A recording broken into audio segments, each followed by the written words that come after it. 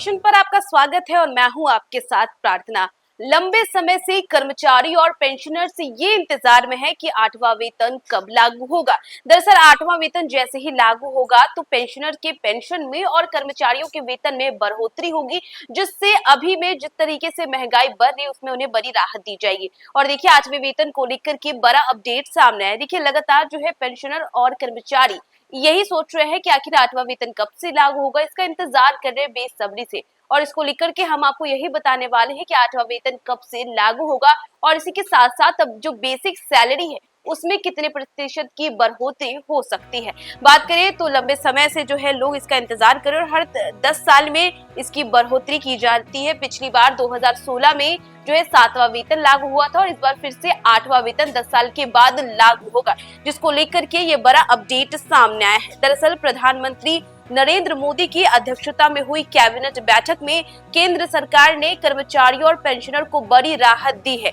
केंद्र मंत्री अश्विनी वैष्णव ने घोषणा की कि 8वें वेतन आयोग का गठन किया जाएगा। आयोग केंद्र सरकार के 50 लाख कर्मचारी, रक्षा कर्मी सहित और लगभग 65 लाख पेंशनर, रक्षा सेवानिवृत्त भी शामिल हैं। इनके वेतन भत्ते और पेंशन की समीक्षा करेगा। दरअसल रिपोर्ट के मुताबिक फिटमेंट फैक्टर के आधार पर न्यूनतम बेसिक सैलरी जो है वो 18,000 रुपए से बढ़कर 51,480 रुपए तक हो सकती है। इसमें महंगाई भत्ता यानी कि डीए, आर्थिक हालात और सरकारी खजाने की स्थिति को ध्यान में रखकर सिफारिश तैयार होगी। बता दें कि वेतन वृद्धि में न्यूनतम बेसिक सैलरी अगर 18,000 है तो ये बढ़कर के 51,480 रुपए हो सकती है। इसी के साथ फिटमेंट फैक्टर यह 2.86 होने की संभावना है, जो वेतन वृद्धि को निर्धारित करेगा। इसी के साथ बात करें महंगाई भत्ते की तो इसमें महंगाई भत्ता आर्थिक हालत और सरकारी खजाने की स्थिति को ध्यान में रखा जाएगा। इसी के साथ आयोग के गठन के बारे में बात करें तो आयोग का गठन 2026 तक होगा और इसकी सिफारिश 1 जनवरी 2026 से लागू होने की संभावना है। यानी कि इसकी संभावना जो है 1 जनवरी से आपका 8वां वेतन जो है वो लागू हो सकता है, इसकी संभावना बताई गई है। इसी के साथ वेतन आयोग के लाभ के बारे में बात करें तो बेहतर वेतन के साथ कर्मचारियों को बेहतर वेतन मिलेगा, जिससे उनकी आर्थिक स्थिति में सुधार होगा। इसी के साथ बात करें पेंशनर्स के लिए तो पेंशनर्स को भी बेहतर पेंशन लाभ मिलेगा। और आर्थिक विकास के बारे में कहें तो वेतन वृद्धि से आर्थिक विकास को बढ़ावा मिलेगा। इसी के साथ सरकार ने बताया कि आयोग का गठन 2026 तक होगा। इसकी सिफारिश 1 जनवरी 2026 से लागू होने की संभावना है।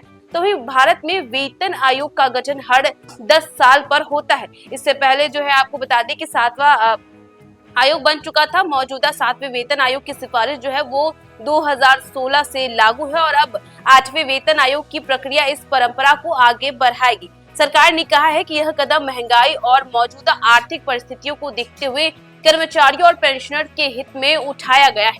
दरअसल बात करें तो लंबे समय से इसका इंतजार किया जा रहा था और इस आयोग का जो गठन है वो हर 10 साल पर होता है। पिछली बार 2016 में इस आयोग का गठन हुआ था, जिसमें 7वां वेतन लागू हुआ और इसके बाद फिर से 10 साल के बाद ये 8वां वेतन लागू होने वाला है, जिसका बेसब्री से कर्मचारी और पेंशनर इंतजार कर रहे हैं। और देखिए इसी के साथ हमने आपको ये भी बताया कि इसमें हमने ये आपको बताया कि किस तरीके से वेतन वृद्धि जो है वो हो सकती है। यानी कि अगर किसी की न्यूनतम बेसिक सैलरी 18,000 है तो वो बढ़कर 51,480 रुपए हो सकती है। इसी के साथ साथ इसमें फिटमेंट फैक्टर के बारे में बताया है कि इसमें 2% 8-6 होने की संभावना है, जो वेतन वृद्धि को निर्धारित करेगा।